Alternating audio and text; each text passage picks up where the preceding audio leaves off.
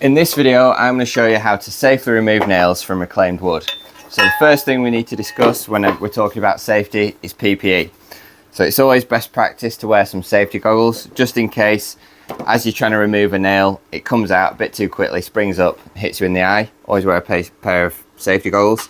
The most likely thing that's going to cause you damage when removing a lot of nails, we've got this palette here just to show you, is on your ears. As you're hitting your bar in and as you're hitting the end of your bar with your hammer, it does create quite high-pitched noise, and if you're removing a lot of nails, that will give you a ringing sensation in your ears by the end of the day, and that's not good. So always wear a pair of ear defenders.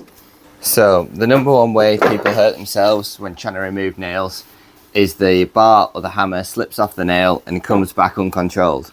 So say for instance we're trying to remove these two nails here.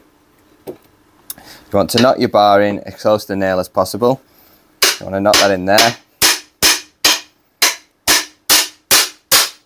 Again, we've got our ear defenders on to protect our ears. We want to get right under that nail. And when we lever back on our bar, what we don't want to do is place any of our body behind this bar. Because if it slips off the nail, it comes back uncontrolled, it's going to hit you. So you can always keep to the side of your bar. Make sure your bar's pushed in. You can sometimes even keep your thumb there just to hold your bar into the nail so it's not going to slip back. It's when it slips back it causes a problem. So you keep your body weight out, keep your body out of the way, a little bit of force there to keep the bar located under the nail, and then lever back. Same applies with a hammer.